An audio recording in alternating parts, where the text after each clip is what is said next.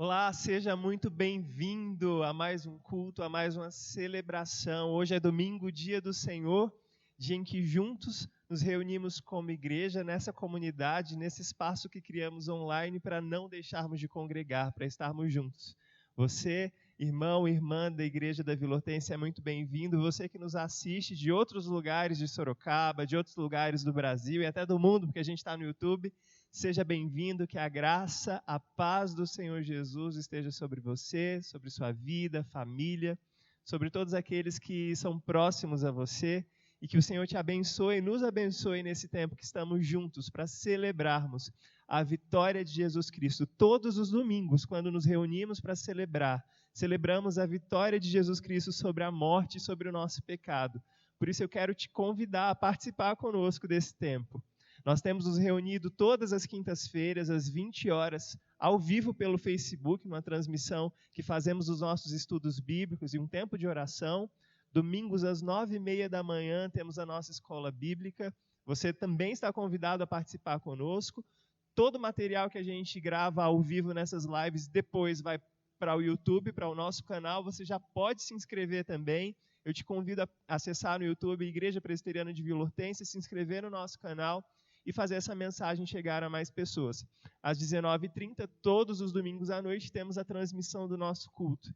Você é mais que convidado e eu quero pedir para você agora correr e compartilhar o link desse culto, o link dessa transmissão no seu Facebook, nos seus grupos de WhatsApp, noticiar todas as pessoas da sua lista de contatos que a gente já está se reunindo, que o nosso culto já começou, o nosso tempo de adoração já começou. Por isso, eu quero te pedir para se engajar nesse momento, e não se engajar apenas nos momentos que nos reunimos na nossa comunidade online. Eu quero te convidar, te desafiar durante a semana a ligar para um irmão, para uma irmã, principalmente para os nossos irmãos mais idosos. Não vamos deixá-los desamparados, vamos estreitar os nossos laços, aproveitar esse momento que muita gente está dentro de casa, está trabalhando de casa, que a gente pode dar mais atenção uns aos outros, dizer uma palavra de carinho, uma palavra de conforto. Te desafio durante essa semana a fazer isso. Vamos juntos cultuar o nosso Senhor?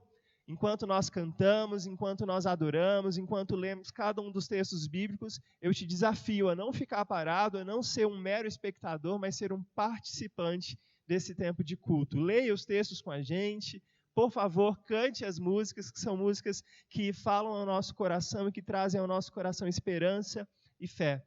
Vamos adorar o Senhor juntos? Para isso eu quero te convidar a começar esse tempo de adoração juntos, lendo a palavra de Deus, Salmo capítulo 100, versos de 1 a 3. Esse salmo diz assim: celebrai com júbilo ao Senhor todas as terras, servi ao Senhor com alegria, apresentai-vos diante dele com cântico. Sabei que o Senhor é Deus, foi Ele quem nos fez e dele somos. Somos o seu povo e rebanho do seu pastoreio. Nós estamos aqui para celebrar o nome do nosso Senhor Jesus Cristo. Nós estamos aqui para reconhecer que só Ele é o nosso Deus, só Ele é o nosso Senhor e só nele nós temos salvação. Vamos louvar juntos ao Senhor?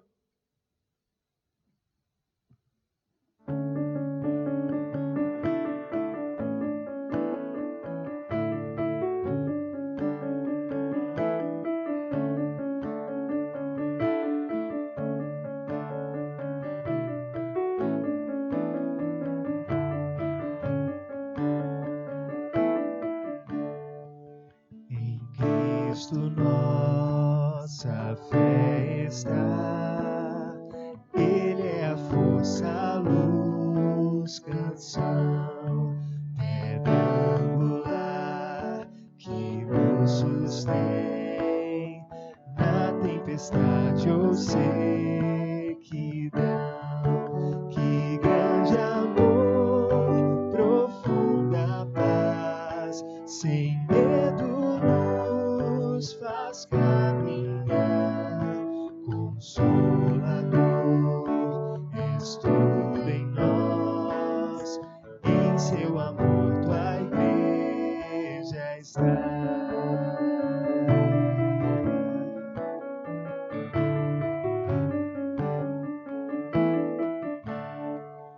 Em Cristo que se encarnou, Deus num frágil ser, foi rejeitado pelos seus, mas se agradou por nós morrer naquela cruz. No próprio Deus a sua ira satisfez, nossos pecados suportou, por sua morte nos salvou. Obrigado, Senhor. Nós somos livres, salvos e vivos por conta da tua morte. Seu corpo ali no chão ficou, a luz do mundo se apagou. Glorioso dia não rompeu, vivo ele está, ressuscitou, vitorioso ressurgiu, nossos pecados redimiu, eternamente somos seus, pelo seu sangue que verteu.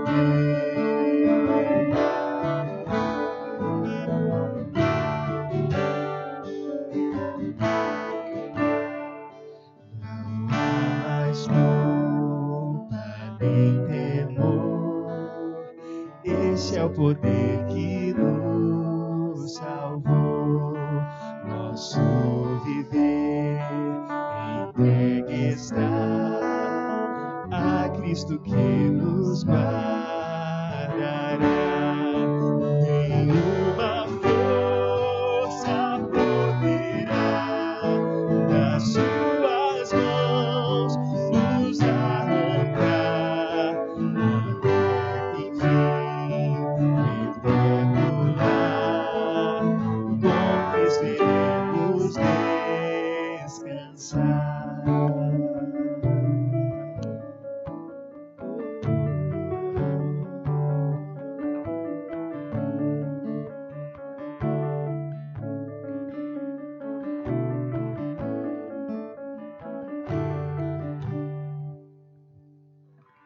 Amém. Que confissão poderosa de que nada pode nos arrancar das mãos do nosso Salvador, que foi vitorioso sobre a morte, que hoje nos garante vitória sobre o pecado, sobre a morte, sobre esse mundo mau, sobre qualquer pandemia, sobre qualquer vírus. Temos a garantia da vitória.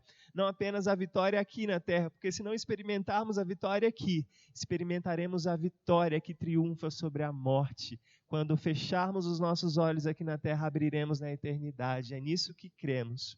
Cremos também que ao contemplarmos o Senhor, ao contemplarmos a sua beleza e vermos a obra maravilhosa que Ele realizou por mim e por você na cruz, nós precisamos, é exigida uma postura de nós, uma postura de arrependimento, uma postura de confissão dos nossos pecados. E é para isso que temos esse momento no nosso culto. Quando olhamos para a semana que se passou, quando olhamos para tudo aquilo que fizemos, para aquilo que omitimos, para aquilo que pensamos que porventura desagradou o nosso Senhor, aquilo que feriu a santidade do nosso Senhor, nós paramos um tempo, pensamos a respeito dessas coisas, confessamos os nossos pecados e clamamos a Deus por misericórdia, pelos pecados que temos cometido de tantas formas.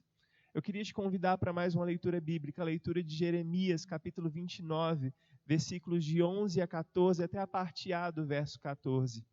Vamos ler juntos esse texto, confessando os nossos pecados e seguindo o exemplo, seguindo aquilo que Jeremias nos recomenda. A palavra diz assim: eu é que sei que pensamentos tenho a vosso respeito, diz o Senhor, pensamentos de paz e não de mal, para vos dar o fim que desejais.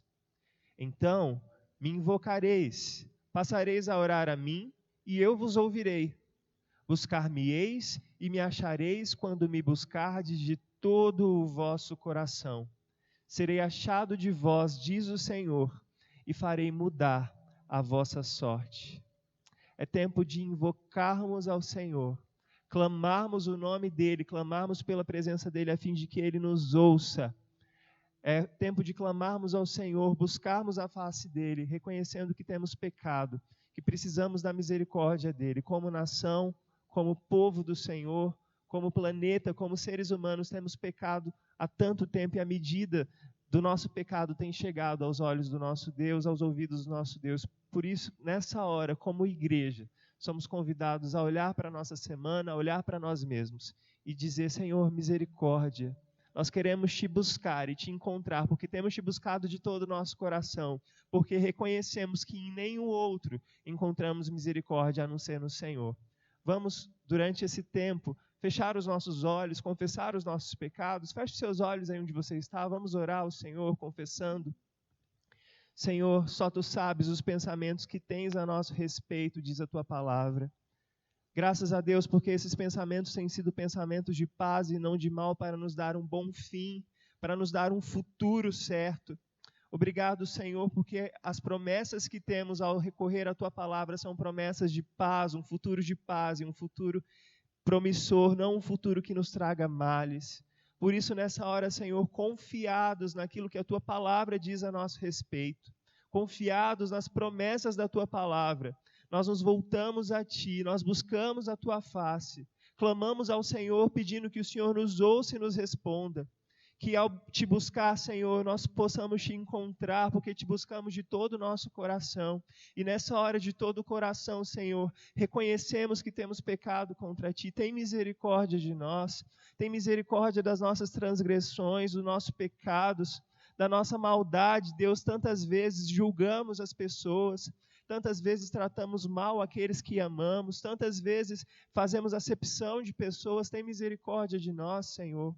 Tem misericórdia de nós como nação, porque tantas vezes deixamos aflorar o que há de pior dentro de nós, em brigas, em disputas, em gritarias, por conta de política, por conta de dinheiro, por conta de tantas coisas. Tem misericórdia de nós, Senhor. Nós confessamos os nossos pecados.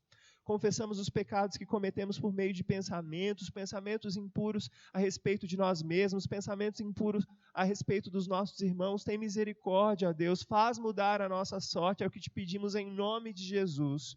Olha para nós nessa hora com um olhar de misericórdia e derrama o Teu favor, derrama o Teu perdão sobre nós. É o que te clamamos, em nome de Jesus Cristo, Teu Filho, por meio de quem nós temos perdão. Amém e amém.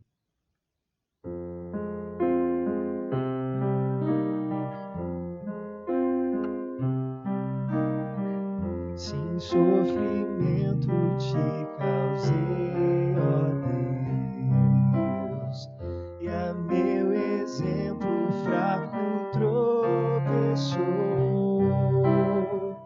eu não andei nos bons caminhos Teus, perdão, Senhor.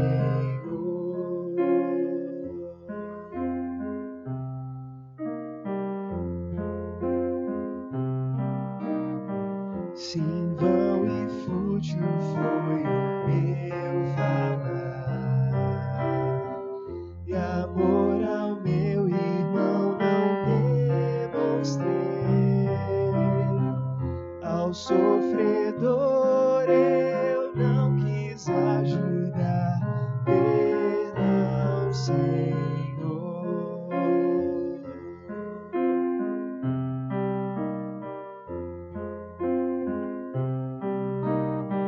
Se negligente foi o meu viver,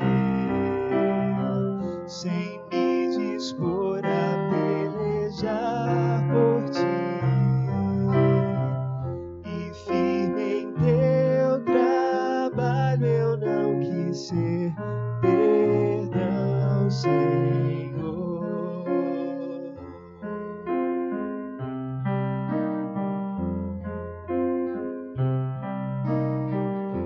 Escuta, ó Deus, a minha oração e vem livrar-me do pecado vil. Renova este pobre coração. Amém, Senhor.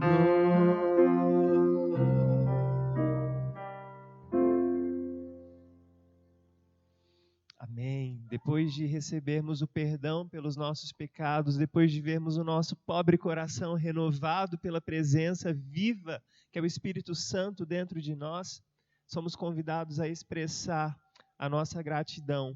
Mas expressar não apenas a nossa gratidão, expressar também a nossa fidelidade ao Deus que tem sido fiel a Ele mesmo, fiel à sua palavra, fiel às suas promessas, que tem nos cercado com bênçãos, tem nos cercado com misericórdia todos os dias da nossa vida. Esse é o momento em que expressaremos a nossa gratidão, não apenas lendo salmos de gratidão, cantando hinos de gratidão, mas expressaremos a nossa gratidão também através dos nossos dízimos e ofertas. Eu sei que você não pode fazer isso presencialmente, trazendo aqui para a igreja, mas você pode fazê-lo por transferência bancária, por meio de depósito. Provavelmente vai aparecer na sua tela aí os nossos dados bancários, conta, banco. Você pode ser fiel ao Senhor, demonstrar a sua gratidão ao Senhor, expressando isso através dos seus dízimos e suas ofertas. Eu te convido, te desafio a fazê-lo agora, ou fazer amanhã, quando o expediente bancário estiver aberto. Vamos consagrar ao Senhor parte da nossa renda. Antes da gente cantar o hino, eu quero te convidar a fazer mais uma leitura da Palavra de Deus, a leitura que nós começamos fazendo do Salmo 100, versículos 4 e 5 agora. Nós lemos no começo do culto os versículos de 1 a 3, agora leremos os versículos 4 e 5, que falam sobre isso, falam sobre expressarmos a nossa gratidão a Deus. A palavra do nosso Deus diz assim: entrai por suas portas com ações de graças, e nos seus átrios com hinos de louvor. Rendei-lhe graças e bendizei-lhe o nome, porque o Senhor é bom, a sua misericórdia dura para sempre, e de geração em geração a sua fidelidade. Vamos cantar a nossa gratidão ao nosso Deus, vamos expressar a nossa fidelidade a Ele através dos nossos dízimos e ofertas. Faremos isso cantando essa próxima música, que fala sobre a confiança que temos no nosso pastor que supre todas as nossas necessidades. Podemos estar tranquilos, podemos andar seguros, porque Ele está ao nosso lado, cuidando de nós e suprindo cada uma das nossas necessidades. Vamos cantar?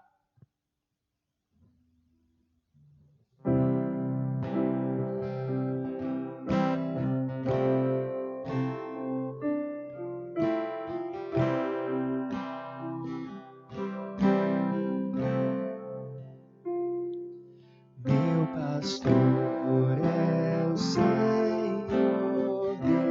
Deus, nada há de me faltar, faz-me andar em segurança e ao meu lado sempre está.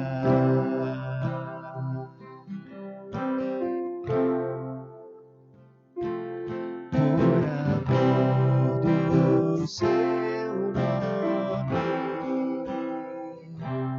oferece sua paz. Posso estar tranquilo, pois eu sei ao meu lado sempre está.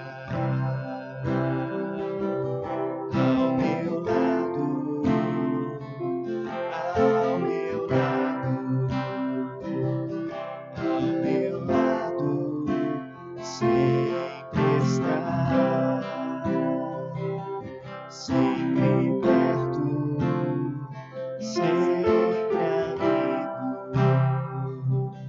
ao meu lado sempre está.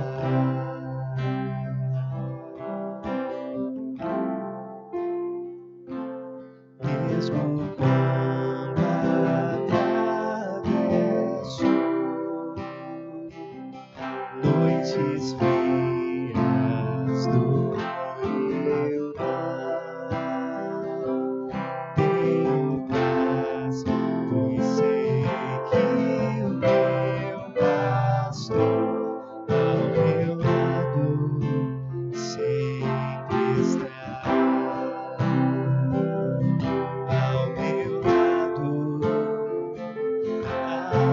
lado sempre está.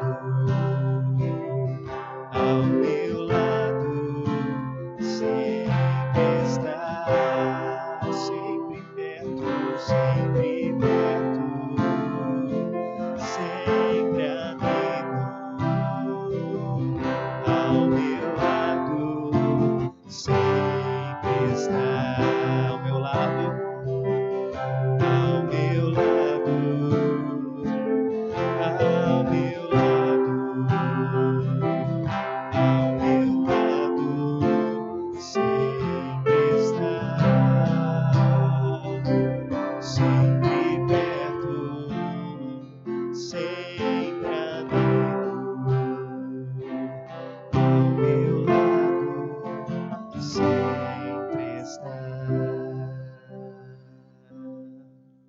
Sim, Senhor, somos gratos porque o Senhor está ao nosso lado, o Senhor vai à nossa frente, o Senhor está conosco em todos os momentos da nossa vida. Por isso te somos gratos, ó Deus, por tantas bênçãos que tem nos cercado, a Tua presença, a Tua provisão, a Tua direção todos os dias da nossa vida. Por isso, nessa hora, ó Deus, eu clamo ao Senhor, tem misericórdia de nós, tem misericórdia da Tua igreja. Sabemos que vivemos dias difíceis, sabemos que existem tantos fantasmas que tentam nos assombrar, mas que no nome de Jesus, a nossa confiança, a nossa esperança esteja no nosso bom pastor que está ao nosso lado. O Deus que é provedor, o Deus que é amoroso, o Deus que não deixa nada faltar àqueles que o amam.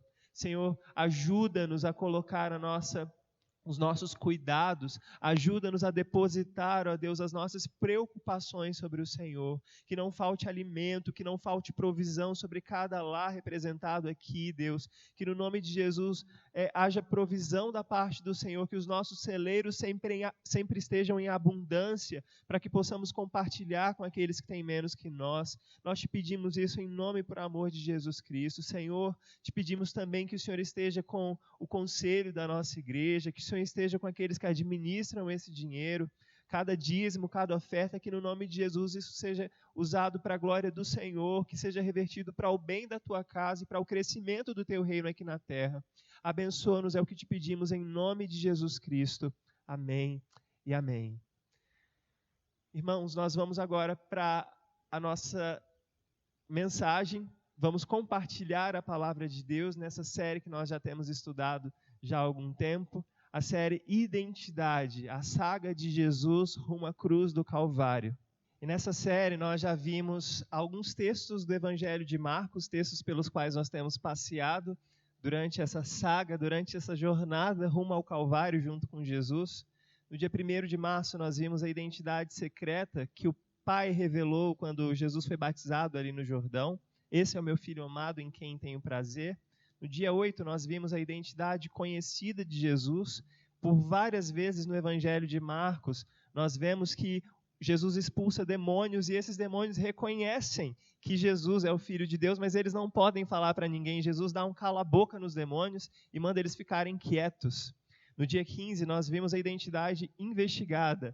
À vista dos milagres, à vista das coisas que Jesus fazia, as pessoas olhavam para aquele homem que curava enfermos, expulsava demônios e perguntavam, quem é este? Dia 22, semana passada, nós vimos a identidade descoberta, quando o Espírito revela a Pedro que Jesus é o Cristo, Jesus é o Rei prometido que viria e salvaria Israel das suas mazelas, salvaria Israel do jugo opressor de Roma. Hoje eu vou compartilhar com vocês, pela graça de Deus, o texto de Marcos capítulo 9, o texto da transfiguração, a identidade compartilhada, quando Jesus e o Pai compartilham a identidade dele com seu grupo mais próximo de amigos, Pedro, Tiago e João. O texto que eu vou compartilhar com vocês hoje, como eu já disse, é Marcos capítulo 9. A palavra de Deus diz assim: 6 dias depois, tomou Jesus consigo a Pedro, Tiago e João, e levou-os sós à parte a um alto monte. Foi transfigurado diante deles. As suas vestes tornaram-se resplandecentes e sobremodo brancas, como nenhum lavandeiro na terra as poderia alvejar. Apareceu-lhes Elias com Moisés, e estavam falando com Jesus. Então, Pedro, tomando a palavra, disse: Mestre, bom é estarmos aqui, e que façamos 3 tendas. Uma será tua, outra para Moisés e outra para Elias, pois não sabia o que dizer por estarem eles aterrados. A seguir, veio uma nuvem que os envolveu, e dela uma voz dizia: Este é o meu Filho amado, a ele ouvi. E de relance, olhando ao redor, a ninguém mais viram com eles senão Jesus. Ao descerem do monte, ordenou-lhes Jesus que não divulgassem as coisas que tinham visto até o dia em que o Filho do Homem ressuscitasse dentre os mortos. Eles guardaram a recomendação, perguntando uns aos outros que seria o ressuscitar dentre os mortos. E interrogaram-no, dizendo: por que dizem os escribas ser necessário que Elias venha primeiro? Então ele lhes disse: Elias, vindo primeiro, restaurará todas as coisas. Como, pois, está escrito sobre o Filho do Homem, que sofrerá muito e será aviltado? Eu, porém, vos digo que Elias já veio, e fizeram com ele tudo o que quiseram, como a seu respeito está escrito. Até aqui a leitura da palavra de Deus. Vamos orar mais uma vez?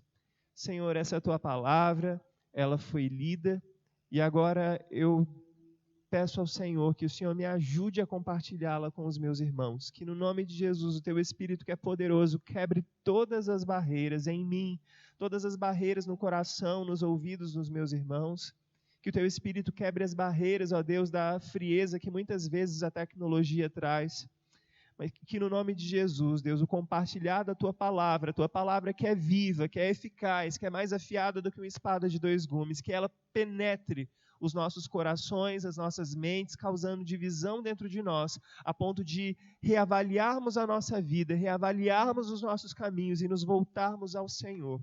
Que no nome de Jesus essa mensagem fale ao coração de cada um dos meus irmãos, é o que eu te peço em nome de Jesus. Amém e amém. Depois da leitura desse texto, quando eu li pela primeira vez, eu fiquei imaginando a respeito de algumas coisas. E eu percebi que um fator presente em quase todas as histórias de super-heróis é que quase todos eles precisam esconder a sua identidade. Isso é algo essencial em quase todas as histórias de super-herói. Eles precisam esconder a sua real identidade por vários motivos. Peter Parker, Bruce Wayne, Clark Kent e tantos outros heróis dos quadrinhos, do cinema, eles sempre zelaram muito pela preservação da sua real identidade, por vários motivos. Um deles é para preservar as pessoas que eles amavam, para que os vilões não acabassem com a vida dos familiares deles, por exemplo, mas também para que eles pudessem continuar fazendo as suas boas obras, para que eles pudessem continuar salvando o dia sem serem reconhecidos e sem que as pessoas, a multidão, as pessoas comuns, fizessem um espetáculo com aquilo. E essa tática usada pelos super-heróis, usada em quase todas as histórias, foi uma estratégia muito utilizada também pela TV nos anos 80. Você que é mais antigo, por exemplo, vai se lembrar que a TV fez o máximo para encobrir a identidade de personagens como o Bozo, como o Fofão, encobrir quem eram aqueles que davam vida a esses personagens. E encobrir a real identidade desses personagens, dos atores que faziam esses personagens, era essencial para que a magia continuasse. Porque, vamos combinar, se esses personagens fossem desmascarados, o Bozo, por exemplo, que era um palhaço que levava alegria todas as manhãs para as crianças, se as pessoas descobrissem quem era a pessoa por trás do Bozo, elas veriam que era um ser humano comum, como qualquer um de nós, e que a magia seria perdida. Essa estratégia é usada também em nos parques de Walt Disney, por exemplo, um lugar feito para cativar o imaginário de crianças e adultos do mundo todo, e lá você nunca vai ver, por exemplo, quem é a pessoa por trás da fantasia do Mickey. Existe uma narrativa de que eu não posso saber quem é o Mickey, a menos que você trabalhe no parque, você nunca vai descobrir a identidade do rato mais famoso do mundo, Mickey Mouse. A magia, a imaginação cativada das pessoas e de milhões de espectadores que assistem tantos super-heróis, que assistiram Bozo, Fofão, que pessoas que vão aos parques da Disney, pode ser quebrada se a gente descobrir que por trás daquele personagem existe um ser humano comum, como eu e você. Quando a gente está diante desse texto que a gente acabou de ler, o texto de Marcos, capítulo 9, a gente está diante de uma grande revelação. O maior de todos os heróis da história, ele tem a sua identidade, que até então, no Evangelho de Marcos, estava secreta e estava restrita a pouquíssimas pessoas, apenas os demônios, Jesus e Pedro, no capítulo 8, que nós vimos na semana passada, sabia da identidade de Jesus. E o mais intrigante e interessante de todos os tempos é que esse super-herói, esse que é o maior de todos os personagens da história, tem a sua identidade revelada e compartilhada diante dos seus discípulos.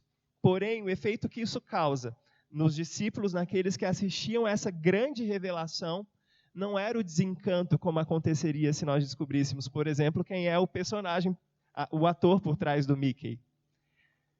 O que a gente vê nesse texto é uma glória cada vez maior, quando Jesus tem a sua identidade revelada pelo Pai, nesse texto da transfiguração. A glória que deveria se desvanecer, todo o encanto que deveria se desvanecer, agora é visto por todos e é revelado para aqueles 3 discípulos, para aqueles amigos de Jesus mais íntimos. E eles ficam aterrados diante da vista que eles têm. A cortina que separa a realidade do nosso mundo e a realidade do céu é rasgada. E nós temos uma invasão do que é eterno no nosso tempo. Quando a gente segue, a gente percebe no versículo 2, que é o primeiro versículo que eu li com vocês, que 6 dias depois do ocorrido da confissão de Pedro, que foi o texto que nós estudamos na semana passada, 6 dias depois, Jesus tomou consigo Pedro, Tiago e João e os levou a um alto monte. Levou os 3 sozinhos, à parte, para esse alto monte. Que monte era esse? Embora a tradição e muitas pessoas acreditem que seja o Monte Tabor, se a gente for olhar para a geografia descrita em Marcos, a gente vai perceber que muito provavelmente vai ser o monte no qual Jesus foi transfigurado foi o Monte Hermon, o monte mais alto de Israel, o ponto mais alto de Israel. E sobre esse monte existia uma lenda que muitos judeus daquele tempo acreditavam. Eles acreditavam que foi nesse monte, quando Lúcifer se rebelou contra Deus, Lúcifer e os seus anjos, Deus lançou-os à terra e eles caíram ali naquele monte. E foi ali que Lúcifer e os seus anjos decidiram e fizeram um pacto de que eles tomariam e possuiriam as mulheres humanas e gerariam descendência, uma descendência mestiça entre anjos e humanos. Aquele lugar era um lugar que gerava muito temor nas pessoas. As pessoas morriam de medo de se aproximar daquele monte, por ser um monte e por ser um lugar cheio de mistério que envolvia toda essa lenda que cativava o imaginário das pessoas e as pessoas morriam de medo de chegar perto do monte. Nesse lugar, onde as pessoas acreditavam ser um lugar de rebeldia, nesse lugar onde as pessoas acreditavam que Lúcifer estava à solta com todos os seus demônios, era o lugar onde Jesus, o Filho obediente de Deus, tem o véu da sua humanidade retirado. E ao contrário do que aconteceu com Lúcifer, quando o véu dele de anjo foi retirado e toda a feiura dele foi exposta, a beleza de Jesus foi exposta, quando naquele monte ele foi transfigurado diante dos seus discípulos, Pedro, Tiago e João. E o que nós vemos não é a feiura de anjos caídos, mas a resplandecência da glória e da beleza de Deus, num alto monte. E nesse monte, o versículo 2 continua dizendo para a gente, o versículo 3 também, que Jesus foi transfigurado diante deles e que as suas vestes se tornaram resplandecentes e sobremodo brancas, como nenhum lavandeiro na terra as poderia alvejar. O sonho de qualquer pessoa que tem uma pilha de roupas brancas para lavar, roupas que se tornam resplandecentes e tão brancas que ninguém na terra poderia alvejar daquele jeito. O que Marcos está descrevendo para a gente, o cenário que Marcos está pintando para a gente aqui é o cenário de uma teofania. O que é uma teofania?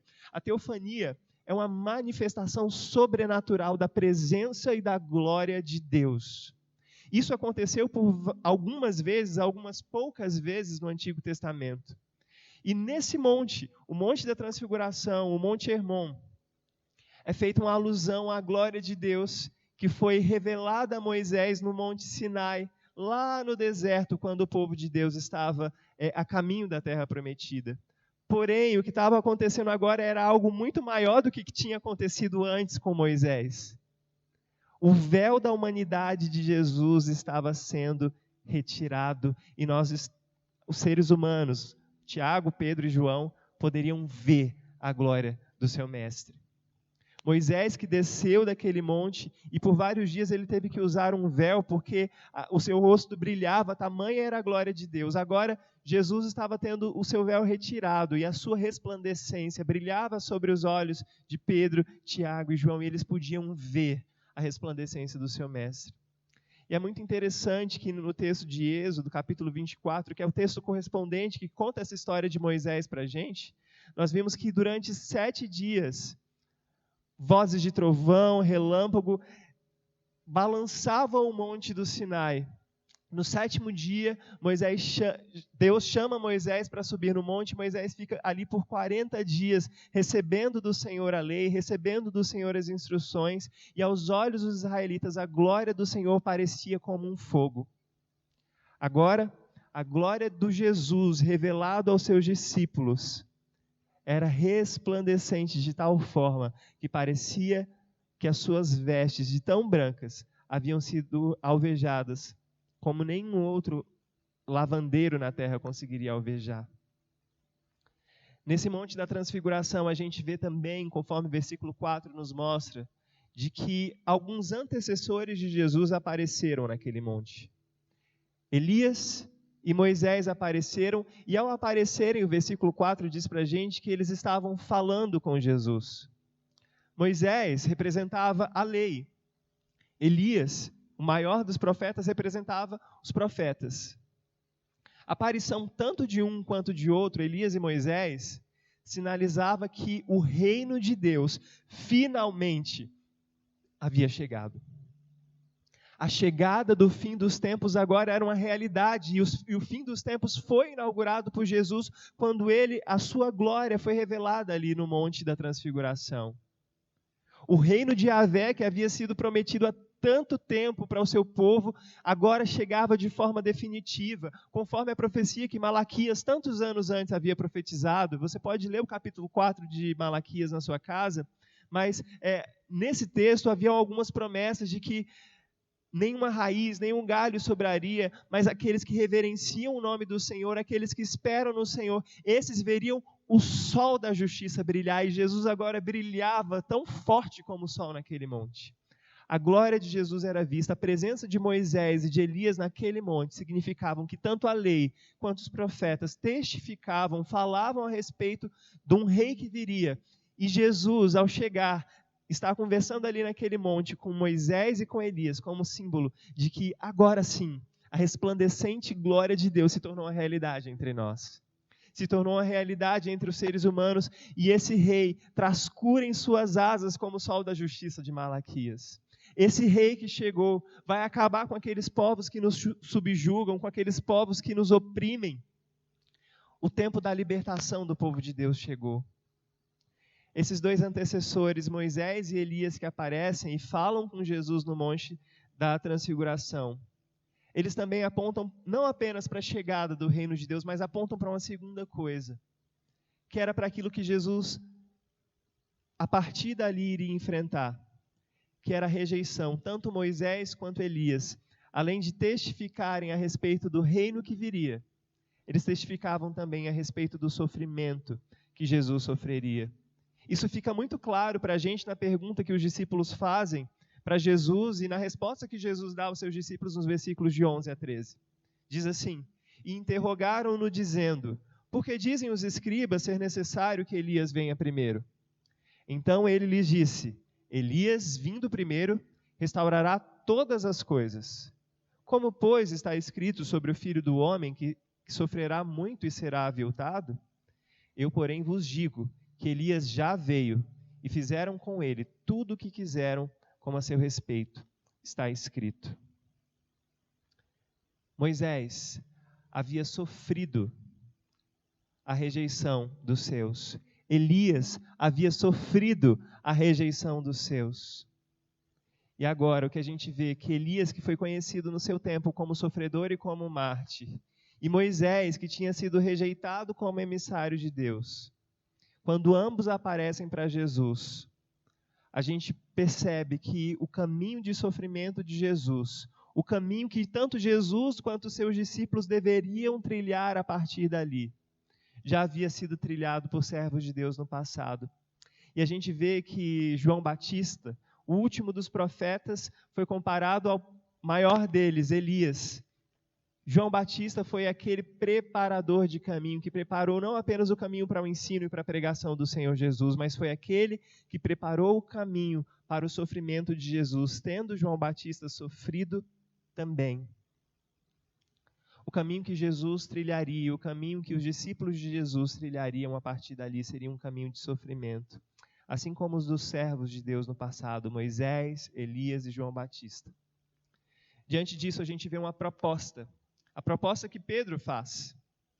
Versículo 5 diz: Então Pedro, tomando a palavra, disse: Mestre, bom é estarmos aqui e que façamos 3 tendas.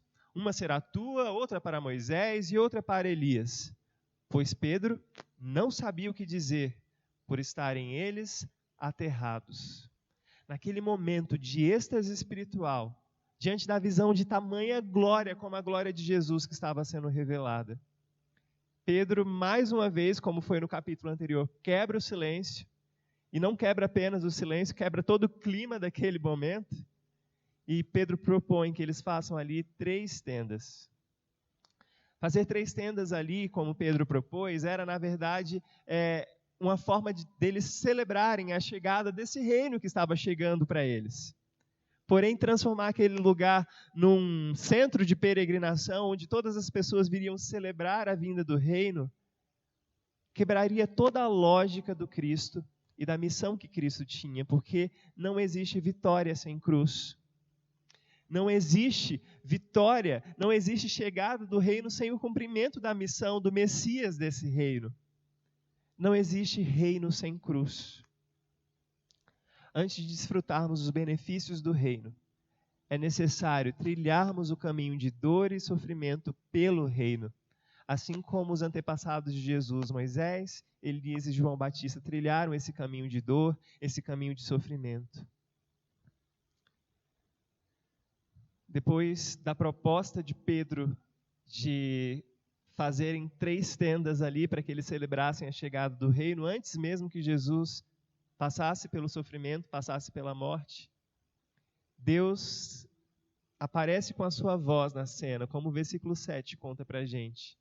Diz assim a palavra: a seguir veio uma nuvem que os envolveu, e dela uma voz que dizia: Este é o meu filho amado, a ele ouvi.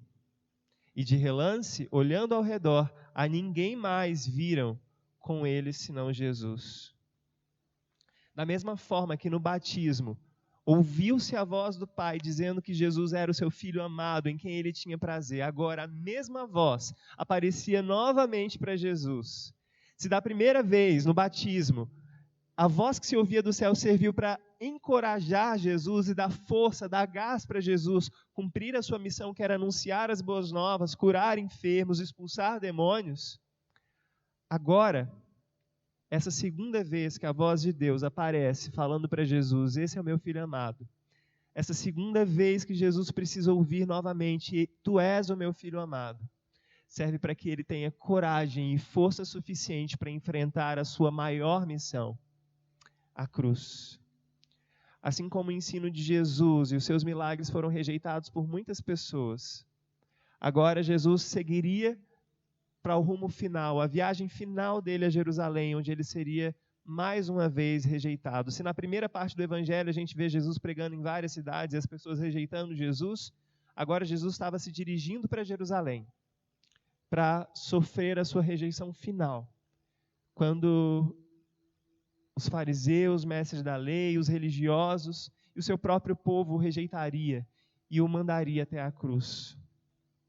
Porém, a despeito da dificuldade da missão e da tarefa que Jesus havia recebido, ele não se desanima. Quando Jesus esteve na cruz, ao ouvir todo o escárnio que ele ouviu, ele não se desanimou, porque a voz que ele ouviu lá no batismo, a voz que agora ele ouvia no Monte da Transfiguração: esse é o meu filho amado, era a voz que norteava ele, era a voz que mantinha ele no caminho da cruz, no caminho difícil, sim, mas mantinha Jesus no caminho correto, no cumprimento da sua missão. E era ali, na cruz, na sua tarefa final, quando o super-herói salvaria finalmente, não apenas o dia, mas salvaria toda a humanidade dos seus pecados. É ali que a identidade de Jesus é finalmente revelada como Filho de Deus, como Cristo. Jesus não se importava de receber escárnios na sua face, porque ele sabia muito bem quem ele era, um filho amado. Depois de ouvir a voz, a gente percebe que a identidade de Jesus só poderia ser plenamente revelada na cruz. Por isso, no versículo 9, no versículo 10, ao descerem do monte, ordenou-lhes Jesus que não divulgassem as coisas que tinham visto até o dia em que o Filho do Homem ressuscitasse dentre os mortos.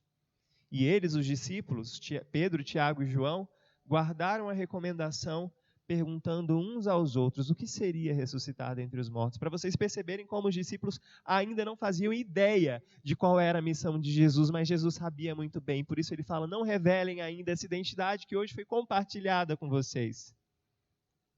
Essa identidade foi compartilhada com vocês por um motivo, porque assim como Moisés, como Elias, como João Batista sofreram, eu também irei sofrer. E um dia vocês, discípulos, Pedro, Tiago, João, beberão do mesmo cálice que eu hei de beber, a morte e o sofrimento pelo reino. Guardem essa recomendação com vocês, porque ainda não chegou a minha hora e ainda não chegou a hora de vocês. Meus irmãos, depois da gente destrinchar esse texto, destrinchar tantos detalhes, a gente percebe que no livro de Hebreus aparece mais uma vez uma montanha. E o escritor aos Hebreus diz que nós, hoje, eu e você, temos chegado ao Monte Sião, a Jerusalém celestial, a cidade do Deus vivo, e milhares de pessoas juntamente conosco têm chegado, e não apenas pessoas, mas os anjos têm se alegrado em reunião à igreja, aos primogênitos dos mortos, cujos nomes estão escritos nos céus. Nós chegamos diante de Deus, o juiz de todos os homens, aos espíritos os justos, aperfeiçoados. Nós nos chegamos a Jesus, que é o mediador de uma nova e superior aliança. Nós nos chegamos a Jesus e ao seu sangue derramado por nós. Não estamos mais, meus irmãos, diante de um monte que nos causa pavor, como era o Monte Sinai. Não estamos mais diante do Monte da Transfiguração, sobre o qual nós desejamos ficar por muito tempo, mas nós estamos no Monte da Salvação, o Monte do Calvário, no qual Jesus foi morto, e através desse monte, é nesse monte que recebemos a nossa redenção, a vitória sobre os nossos pecados. Não apenas o monte traz uma mensagem para nós hoje, mas também os antecessores de Jesus. Se os nossos antepassados, se o Israel antigo de Deus, Israel a nação, tiveram a lei e os profetas que representavam a sombra daquilo que Jesus viria trazer plenamente depois, hoje eu e você temos Jesus Cristo, a plena revelação do amor e da graça do Pai. Ele é a imagem do Deus invisível.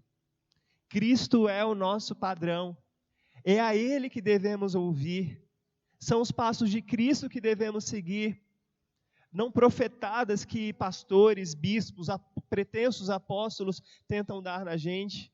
Não é o caminho que pessoas, seres humanos, tentam apontar para a gente que nós devemos seguir. Devemos olhar sim para os nossos antepassados, para a lei e para os profetas, mas devemos olhar sobretudo para Jesus, que é o autor e consumador da nossa fé, para Jesus, que é aquele que encerra em si tanto a lei quanto os profetas, aquele que cumpriu tudo, aquele que cumpriu todos os mandamentos, que foi até a morte, pagando cabalmente o preço que a lei exigia pelos nossos pecados. É a Jesus que devemos ouvir. Hoje a identidade de Cristo é plenamente revelada a nós, não para que nós vivamos da maneira que queremos, mas para que nós revelemos e manifestemos a identidade dele. Assim como foi para Jesus, a lei e os profetas servem para nos mostrar o caminho de rejeição que nós temos que seguir. Mas não apenas os antecessores têm uma mensagem para a gente. A proposta que Pedro faz também nos ensina algumas coisas. Tantas vezes eu e você saímos de cultos gostosos, de encontros marcados pela presença real de Deus ali naquele lugar. Nós somos tão edificados pelas palavras, pelos louvores, que dá vontade da gente viver naquele ambiente gostoso pelo resto dos nossos dias. Porém, Cristo compartilha sua identidade conosco por um motivo. Cristo se revela transfigurado para nós por um motivo. Para que nós possamos descer do monte da transfiguração e partilharmos com Ele dos seus sofrimentos. A revelação que nós temos recebido do Cristo não é para o nosso prazer e para as nossas vontades egoístas, mas a revelação que nós temos recebido do Cristo é para que nós possamos trilhar o caminho que Ele trilhou. E o caminho que Jesus trilhou foi um caminho de serviço, um caminho de morte. É preciso, meu irmão, é preciso, minha irmã, descermos do monte, sim. É preciso descermos do monte para vivermos a vida que Cristo tem que vivamos. É preciso descermos do monte para morrermos a morte que precisamos morrer, uma morte que honre o nome do nosso Senhor. Pedro, Tiago, João entenderiam isso logo depois nas suas vidas, quando eles morreriam martirizados por conta do evangelho que eles pregavam. Eles que compartilharam da vida e da identidade gloriosa de Cristo, compartilhariam também dos seus sofrimentos. E o que seria hoje, para mim e para você, partilharmos dos sofrimentos de Cristo nas nossas vidas? Meus irmãos, a gente vive em tempos tão obscuros, em tempos tão difíceis. A gente está vivendo o começo de uma crise que tem amedrontado e causado pavor nas nossas cidades, sobre a nossa família, sobre a nossa nação. E a gente pergunta, será que algum ente querido nosso sofrerá por conta dessa doença? Será que a economia vai resistir? Será que vai ter emprego para todo mundo? Nós somos desafiados nesse tempo e por esse texto, meus irmãos, a nos perguntar, será que restará depois dessa crise fé em nós, a ponto de resistirmos à proposta de Satanás de nos desviarmos do caminho da cruz? Será que restará em nós forças para deixarmos o monte da transfiguração, onde nós desfrutamos de uma visão sobrenatural do Cristo, para voltarmos os nossos olhos para a feiura desse mundo e para as dificuldades do nosso próximo? Será que restará força suficiente em nós para deixarmos de olhar para o transfigurado e olharmos para as pessoas que ao nosso redor precisam da nossa ajuda e são tão carentes dessa mesma visão, dessa mesma revelação da identidade de Jesus? Existe em você hoje, nesse tempo, forças para manifestar Cristo aos idosos da nossa comunidade? Existe em você forças para manifestar Cristo às pessoas que têm sofrido com os impactos econômicos, com os impactos das mortes causadas por essa doença? Existe fé suficiente em você para você não estocar alimentos, para você não estocar álcool em gel, para você não se apegar ainda mais ao dinheiro que você tem, aos bens materiais? Somos desafiados por esse texto a deixarmos o monte da transfiguração e seguirmos o caminho de sofrimento e de morte que o nosso Senhor trilhou.